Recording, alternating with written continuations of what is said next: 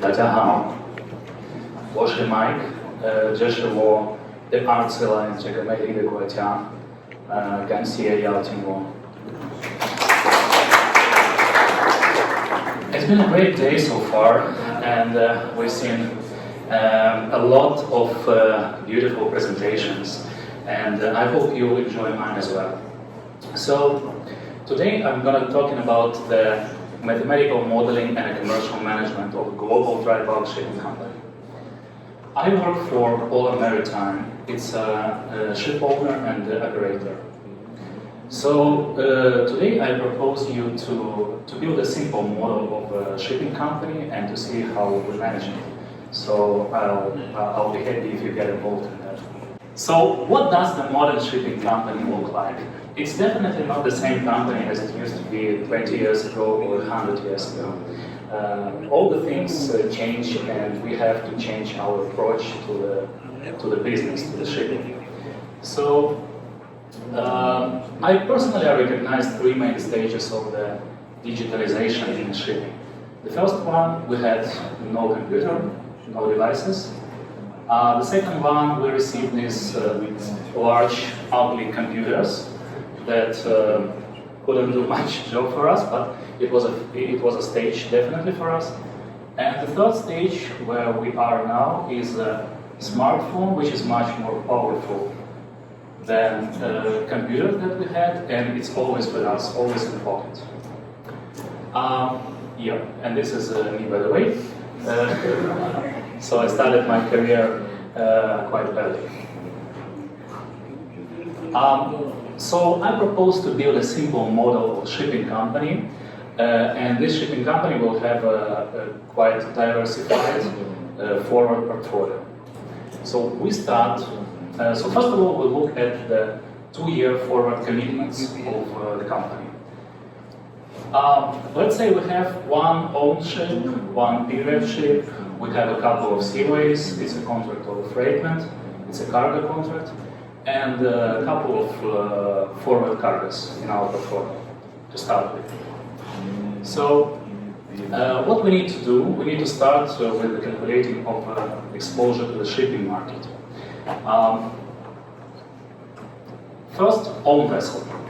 When we have a vessel, basically we have a commitment to employ this vessel. We have a commitment to sublet this vessel to the charterers on the market. Depending on the market, it can pay more or less, so we have to face the market. And what logically we are doing, we are selling the service of the ship, if we're talking about the time charter. So we're selling, every day we're selling the service, which means we're selling the 30 days on average, to make it more simple, amounts. We are getting 10,000, 15,000, 20,000 per day for this vessel. So this is the logic behind it.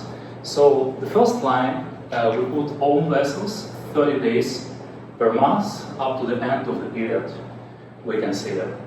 The period vessel, it works the same way, but the only difference is that it's not with us forever. It's not with us for a long period. At some point, we'll have to redeliver this vessel to the head owners. So let's say we have this vessel up to February the 2nd year. We are coming to the seaways. Let's say we have two different seaways. One is the long haul, which means the long voyage, the duration will be, say, 55 days, and we have a shipment every 2 months.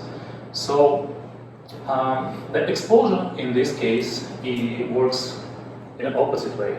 So when we have shipment nominated by our charterers, we have to perform, which means we have to take vessel from the market at whatever market is market level. So if market goes up, we pay more for that ship per day. If market goes down, we pay less, definitely. It's beneficial for us. And we have to basically buy 55 days of a ship service at a certain point. So for the long haul seaway, let's assume we have 55 days every 2 months. So let's start building the chart and go on. The 30 days above zero, this is the own vessel. This is a period vessel, goes only up to February. Next, the COA I was just talking about. And the next COA will be the short haul. Let's assume we have a short voyages like 25 days, and we have that voyages every month. So every month we have to get 25 days, we have to buy from the market. So here it is. Apart from that, our chartering guys, they do great jobs, and they sometimes fix the forward cargoes, forward bookings, as we call them. So in that case, duration can be different. It's just a single cargo, and there are many chartering guys. So let's say we have a portfolio like that: 45 days in March, 35 days in June, etc., etc. So we get this nice chart. What's next? The next is obviously to get all these exposures combined into one chart. Let's see what's happening. What happens here? So this is the combined exposure of the model that we just built up. I propose you to pay attention to a couple of things here. It is one negative peak, two positive peaks here, and the area on the right side. This is the biggest exposure of the whole model we have. The main question is it good or bad? Any idea from the audience? Good or bad? To have such a big exposure. So it is both, actually. It depends on the strategy. Having a large exposure to the shipping market means that your company is getting more sensitive to the market fluctuation. So if you think that market will go up, you want to open more exposure in your model so that you can earn more. But at the same time, you shouldn't forget that if market goes down and you have that exposure open, it will hurt you. So we need to find the proper balance. Let's see how this model will react to the different market development scenarios. For this, I propose following exercise. So we assume that market is going to be 1,000 above our break-even, 3,000 per day above our break-even, or 5,000 per day. This is a normal situation. Market would be 10,000 per day. Next year it can be 15,000 per day easily. So I would say this is a stress test to the model. The same thing will apply on a negative side. Market 1,000 below, market 3 and 5,000 below what we expected. So as you can see here, everything looks like it is under control. The numbers, the chart here is the P&L. It is an accumulated P&L, it is a rolling P&L, which means like what you see in November, it is all the P&Ls that you received from January up to November. What you see in June, it is January to June, to make it clear. So what's going to happen in a second year, how this model is going to react? As you see, it is the same model, but it goes completely out of control for the second year. So this is something that we should be aware of. If market, according to this model, if market is 5,000 below our break-even or below something that we expected, it will lead us to 1.5 million loss. And this is just for this small company. If you want to understand the potential loss of a real company, a real shipping company, you have to multiply it by 10 or 20. So that will be a potential loss of a real shipping company. As a famous Chinese saying tells us, 唯有筹谋, which means roughly you have to plan well in advance before it is too late. So let's plan.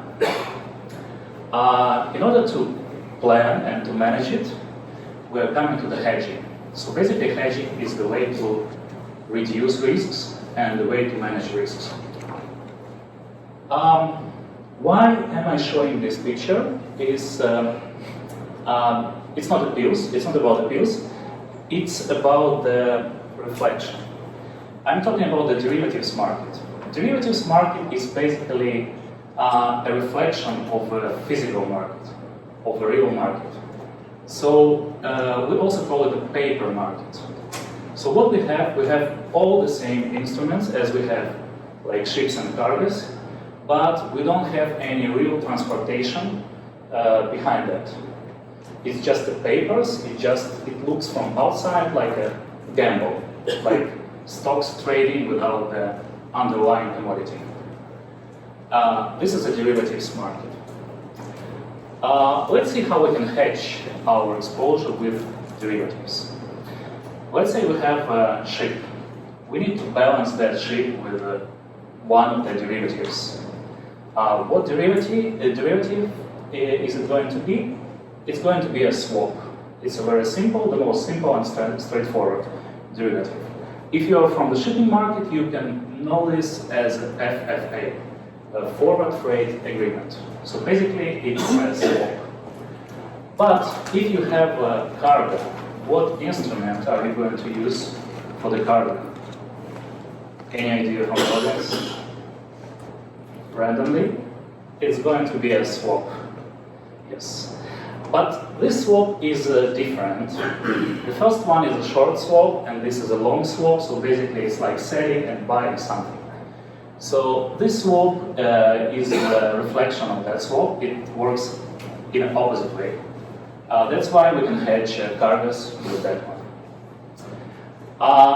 Now let's see how the hedging will impact our model. We're coming back to the same chart and the same table. The only difference is that I have added the swaps line in the table. Can you see it in the bottom? So the swaps line is empty now. Let's start filling in our portfolio with the swaps. The first thing I propose to do is let's try to eliminate that 60 days exposure in a January. You see the January second year. So in order to do it, I put minus 60 days of swaps, and we'll obviously get 0 as a total. No exposure in that month. Our model will be pretty much balanced. So let's see at the numbers, and thereafter we see how the chart morphs. Numbers, 60, 0, and the chart. So in result, you see it's getting more narrow. So the exposure is less. And the potential loss, you see, is getting less now. So the next thing what I propose, the last stretch of 30 days up to the end of the second year. Let's put minus 30 days every month, and we'll get 0 at the end. Look what's going to happen. Minus 30 days, 0, and a chart. So what we see here is that it is under control now. If, for example, we have a maximum of $500K US to gamble, to play with, we don't have more capacity, potentially we can lose this money, and this is our absolute maximum. In this case, we achieved what we were aiming for, the maximum loss. If we consider this as a worst case scenario, our maximum loss will not go beyond 500K. At the same time, you see the maximum profit is only 500K. What we can do here as well, we can play a little bit more, and let's say we think that market will go up. The market will go down. We expect the market to soften. And we don't want to lose even if market is minus 5,000 to our break-even. We want to earn instead. So what we can do here, we just add one more swap into our portfolio over there. And the chart, the line swap. So instead of losing at minus 5, we are now earning at minus 5, at the end of a 2 years period. So this is the way to reduce the risk, and this is the way to trade your company. Everything looks simple so far, yeah? Everything looks simple until we come to the options. Options is another beautiful example of what we have to deal with, and I'll try to make it as colorful, as beautiful as it is possible. So in this example, we take a random COA, it's a cargo contract, and apply it to the random market curve. So we want to see what's going to happen if we have this COA. So the COA, let's make it simple, it is January to December 2019, and we have with our charterers 2 firm cargoes and 1 optional cargo every calendar month. I showed you how to deal with the firm cargoes, but now we have 1 optional cargo every month. What's going to happen with our model? To be precise, let's assume the freight rate is fixed and it's $19 per metric ton. First of all, what we need to do, we need to convert hire, which is expenses per day, it's a shipping market, 10, 20, 15,000 per day of the vessel service, to the freight rate. The freight rate is the cost per ton. So this is something that we fix with the voyage charters, with the traders. If we convert it to the freight rate, we'll get this kind of chart. Remember, we had $19 fixed rate. So how the option works, if we have this $19 fixed with the charters on optional cargo, and the market today is $20, it's obvious that the charterers will exercise their options and they will carry this cargo with us at $19. It doesn't make sense for them to go to the market and say $20 deal. If market is only $18, then obviously it's much cheaper for them to go to the market and get vessel, get freight from the market, not with us. So these options, when it is charterers' options, not owners' options, it always work against us. So we only care about the level that is above 19. Everything above 19 is our potential loss. If at some point of time, shipment time falls into the area where we have above $19 freight, then charters will eliminate the shipment and we will have a loss. So the next step is to calculate this loss.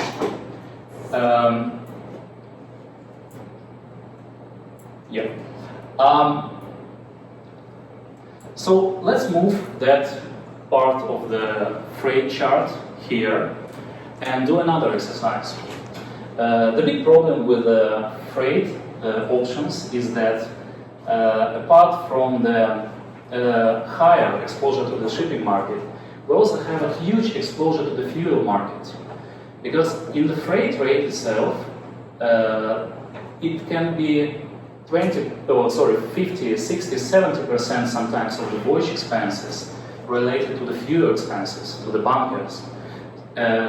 You all know how fuel market is volatile, so you can imagine how freight rate will be volatile depending on the bunker price.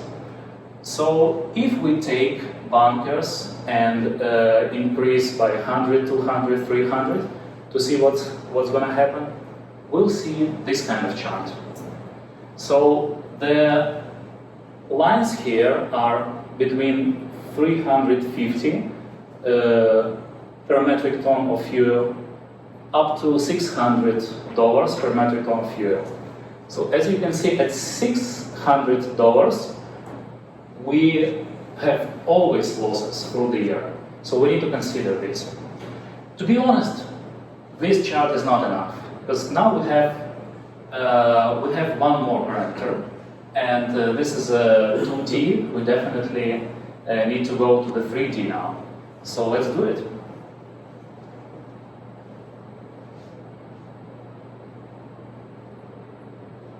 So this is a real chart. This is how it looks. As I said, 2D is not enough anymore, and these nice mountains, they show us what losses we're going to have if at the time of passing from January to December we appear somewhere at the mountain. That will be our loss, and the higher in the mountain we are, the higher loss is going to be. As the last exercise, I propose to turn this chart upside down and walk once again at this ground. As you see, it's broken, so in any case, so the logic behind that surface is that when you walk from the left to the right through the air and you deviate depending on the market price, you can fall down into the loss or you can stay on the ground without the loss. So that's the beautiful example. In my opinion, it's a beautiful example of quite boring things, and this is about the losses. So I hope you enjoyed, and many thanks for your attention.